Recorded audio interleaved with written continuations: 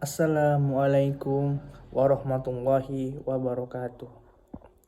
Alhamdulillah, alhamdulillahillazi arsala rasula bil huda wa dinil haqqa liyusurahu ala dini kullahi wa kafa billah syahida.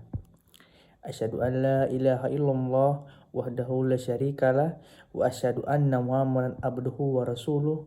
Allahumma shalli wa sallim wa barik ala Muhammad wa ala ali wa ashabi ajmain amma ba'du. Faya ibadallah usikum wa nafsi bitaqullah ittaqullah haqqa tuqati wa la tamutunna wa antum muslimun. Wa qala ta'ala wa kadzalika ja'alnakum ummatun wasatan litakuna syuhada 'alan nasi wa yakuna rasulu 'alaikum syahida. Hadirin jamaah Jumat rahimakumullah. Dalam kesempatan khutbah Jumat ini, marilah kita panjatkan puji syukur kepada Allah Subhanahu wa taala atas segala nikmat dan karunia-Nya yang telah dilimpahkan kepada kita, sehingga kita dapat berkumpul dan melaksanakan salat Jumat ini sebagai wujud rasa syukur kita. Dengan itu, marilah kita tingkatkan kualitas iman dan takwa kita kepada Allah Subhanahu wa taala dengan takwa yang sebenar-benarnya takwa, agar kita mampu mewujudkan diri sebagai hamba yang terpilih oleh Allah sebagai hamba yang mulia di sisinya. Hadirin jemaah rahimakumullah, dalam beberapa tahun terakhir, Negara Kesatuan Republik Indonesia atau NKRI digoncang oleh berbagai isu yang mengancam perpecahan umat beragama. Sebagaimana dapat disaksikan di berbagai media yang semuanya cenderung dilakukan untuk kepentingan individu dan golongan atau untuk kepentingan politik tertentu. Umat Islam di Indonesia juga sering mendapat tuduhan buruk dari pihak lain bahwa umat Islam dianggap tidak toleran terhadap umat agama lain, anti kebinakaan, radikal, pelaku teror, dan stigma negatif yang lain. Hal tersebut tentu sangat menyakitkan dan merugikan umat Islam. Secara garis besar, salah satu persoalan umat Islam adalah belum terwujudnya kesatuan visi misi dan gerakan keumatan terkait masalah kemasyarakatan, kebangsaan, dan kenegaraan. Umat Islam masih terkotak-kotak dalam firqah politik yang terkadang mudah diadu domba demi kepentingan sesaat. Maka secepatnya diperlukan reformasi manajemen keumatan dan penguatan ukhuwah. Ukhuwah harus terus-menerus diupayakan penerapannya dalam kehidupan umat manusia dalam rangka mewujudkan kerukunan antar umat. Makna persaudaraan, adanya perasaan simpati dan empati antara pihak satu dengan pihak yang lain. Ukhuwah yang perlu dijalin dan dibina bukan hanya intern seagama saja, akan tetapi lebih luas lagi adalah antar umat beragama. Pada umumnya, ukhuwah dibagi menjadi 3 macam, yaitu ukhuwah Islamiyah, persaudaraan sesama muslim, ukhuwah insaniyah, persaudaraan sesama manusia, dan ukhuwah wataniyah, persaudaraan sesama bangsa. Pertama, ukhuwah Islamiyah merupakan persaudaraan yang berlaku antar sesama umat Islam atau persaudaraan yang diikat oleh akidah atau keimanan. Menurut Imam Hasan Al-Banna, ukhuwah Islamiyah adalah keterikatan hati dan jiwa satu sama lain dengan ikatan akidah, selama akidahnya sama, tanpa membedakan golongan mazhab maupun organisasi. Seluruh muslim di dunia ini bersaudara yang patut dilindungi, dibantu, dan diperjuangkan hak-hak mereka atas Islam.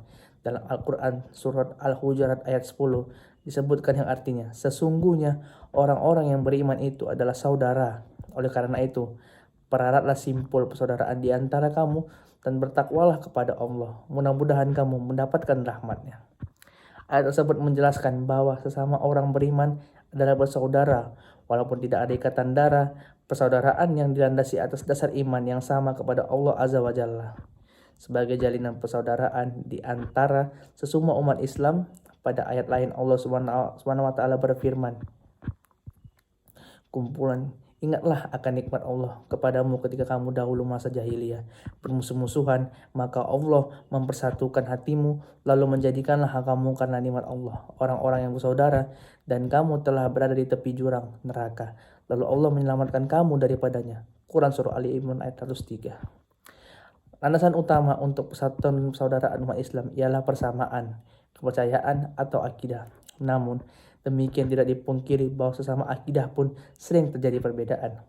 Perbedaan ini bisa disebabkan karena perbedaan ilmu, pengetahuan, penafsiran, maupun latar belakang keilmuan. Sebagai contoh, setiap menghadapi bulan Ramadan, umat Islam sering dihadapkan pada perbedaan penentuan awal puasa. Alangkah indahnya jika perbedaan tersebut disikapi secara bijak. Biarkan mereka memiliki keyakinan tentang cara menentukan awal puasa, masing-masing memiliki argumentasi yang bisa dipertanggungjawabkan. Harga saudara kita yang sholat tarawih 12 rakaat ataupun 23 rakaat. Akan lebih utama jika setiap individu semakin meningkatkan kualitas ibadah atau sholatnya, bukan mempersoalkan lagi jumlah rakaat yang harus dijalankan.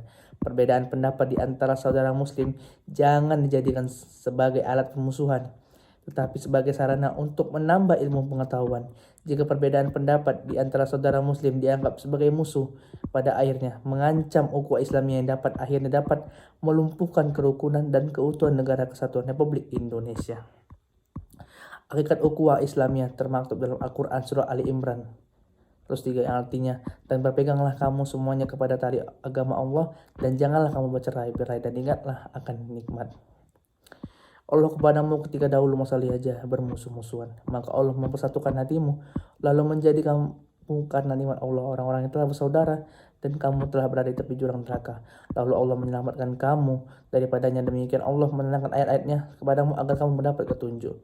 Kedua, ukhuwah insaniyah atau basyariah, yaitu persaudaraan yang berlaku kepada semua manusia secara universal tanpa membedakan suku, ras maupun golongan. Karena pada hakikatnya seluruh umat manusia adalah bersaudara, berasal dari seorang ayah dan ibu yang sama, Adam dan Hawa. Mengakui bahwa seluruh umat manusia di belahan dunia adalah saudara, bisa saja berbeda agama, namun sebagai sesama umat manusia masih bisa saling menyapa, berkomunikasi, dan bekerjasama dalam masalah-masalah sosial maupun kemanusiaan. Rasulullah Muhammad SAW telah memberikan contoh perilaku baik terhadap penganut agama lain. Suatu hari ada rombongan jenazah Yahudi yang akan lewat. Rasulullah langsung berdiri sebagai penghormatan. Ada sahabat yang memprotes, "Wahai Rasulullah, tapi dia orang Yahudi." Rasulullah menjawab, "Bukankah dia manusia?" Perilaku Rasulullah SAW tersebut menunjukkan betapa beliau sangat menghormati agama lain. Rasulullah tetap membangun hubungan baik dengan sesama manusia, menghormati, menghargai, dan mengakui eksistensi penganut agama lain.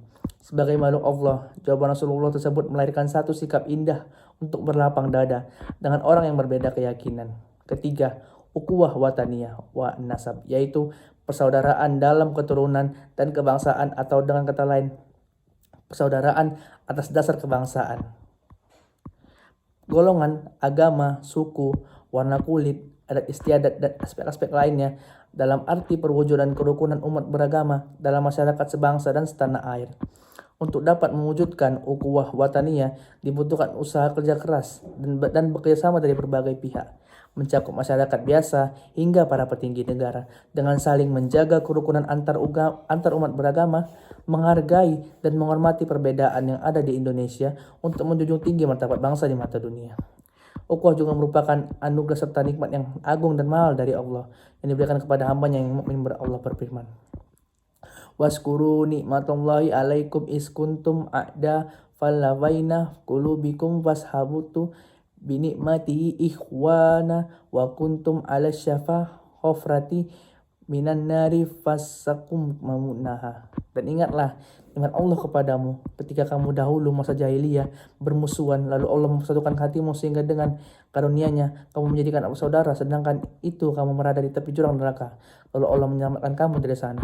Sebagian ulama ahli tafsir berkata tentang firman Allah dalam ayat tersebut, di dalamnya terdapat isyarat bahwa tumbuhnya ukhuwah persaudaraan dan kecintaan antara kaum mukminin adalah semata-mata karena keutamaan dari Allah, yakni karena keimanan dan akidahnya. Dalam hadis Rasulullah bersabda, "Sungguhnya Allah akan berkata nanti pada hari kiamat, di manakah orang-orang yang menjadi persaudaraan karenaku? Maka pada hari ini aku akan menaunginya pada hari di mana tidak ada sebuah naungan kecuali hanya naunganku." Hadis riwayat Muslim.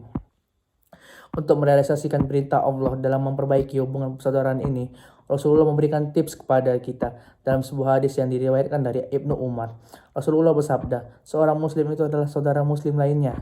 Dia tidak boleh menzaliminya dan menghinakannya. Barang siapa yang membantu keperluan saudaranya, maka Allah akan memenuhi keperluannya. Barang siapa yang melapangkan satu kesusahan seorang muslim, maka Allah akan melapangkan satu kesusahan di antara kesusahan-kesusahan hari kiamat nanti. Dan barang siapa yang menutup aib seorang muslim, maka Allah akan menutupi aibnya pada hari kiamat.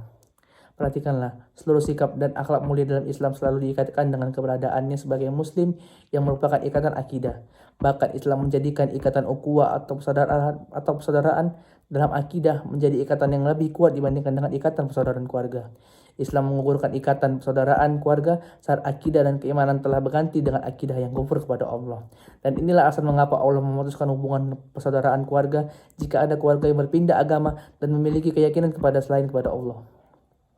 Bapak tidak lagi dianggap sebagai bapak jika telah murtad, anak pun tidak lagi bersatu sebagai anak jika telah murtad dari Islam. Bahkan suami istri wajib bercerai bersama dengan perpisahan dan perbedaan salah satu keimanan. Begitu juga hukum waris sudah tidak berlaku lagi karena ada pihak yang berpindah akidah.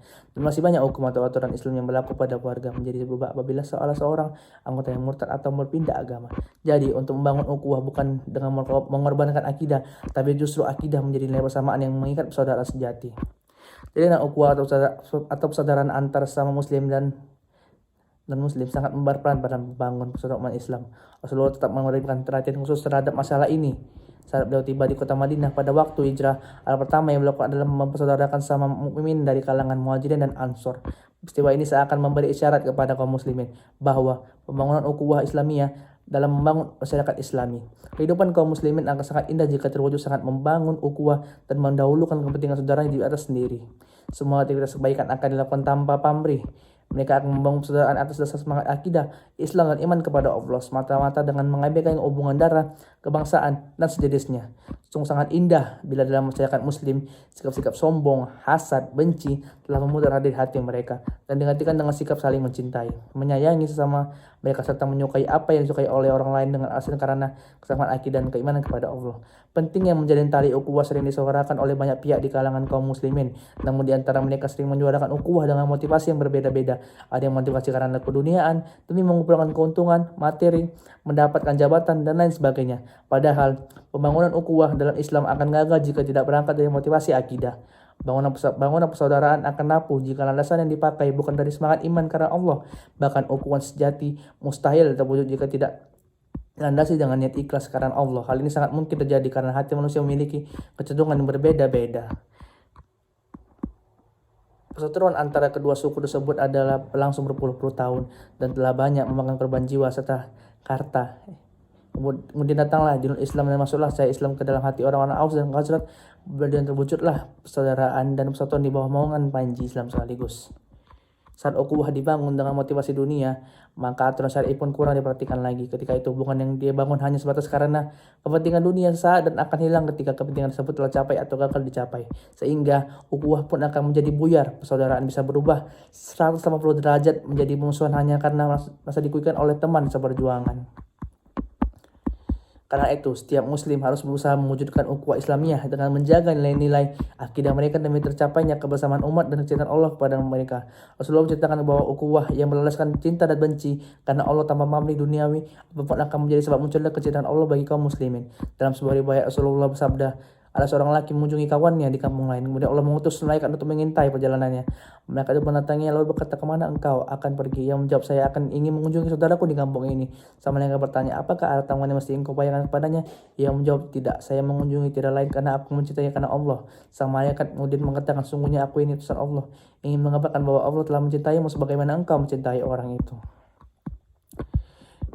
Alhamdulillahillazi ja'alnakum wa iyyakum ibadi muttaqina wa adbana bil Qur'anil Karim. Asyhadu an la ilaha illallah wahdahu la syarikalah wa asyhadu anna Muhammadan abduhu wa rasuluh allazi la nabiyya ba'da. Faya ayyuhan nasu muttaqullaha haqqa tuqatih wa la tamutunna illa wa antum muslimun. Wa qala ta'ala innallaha wa malaikatahu yushollu 'alan nabi ya ayyuhallazina amanu shollu alaihi wasallimu taslima. Demikian khutbah Jumat yang saya sampaikan, mudah-mudahan menambah wawasan keislaman dan keimanan kita kepada Allah SWT. Kita benar-benar mampu mengaktualisasikan diri kita sebagai seorang muslim dengan sikap dan perbuatan yang selalu berbuat baik yang diridhai oleh Allah SWT. Sebagaimana Allah telah berbuat baik kepada kita dan berupaya untuk menghindari dari perbuatan dan perilaku kerusakan di muka bumi ini. Allahumma sholli wa sallim wa barik ala Muhammad wa ala alihi washabihi ajmain. Warda anhumahum birahmatika ya arhamar rahimin. Allahumma firlil muslimin wal muslimat wal mu'minina wal mu'minat alaya imin wal amad innaka sami'un qaribun mujiban. Amin ya Allah wa ya qadil ajad. Rabbana wa la tuzigh qulubana ba'da idh hadaitana wa hab lana min ladunka rahmatan innaka antal wahhab. Rabbana fir lana dzunubana wa walidayya warhamhuma kama rabbayana shaghira. Rabbana atina fid dunya hasanah wa fil akhirati hasanah wa qina azabannar. Subhanaka rabbil izzati amma yasifun wa salamun alal mursalin walhamdulillahi rabbil alamin. Assalamualaikum warahmatullahi wabarakatuh.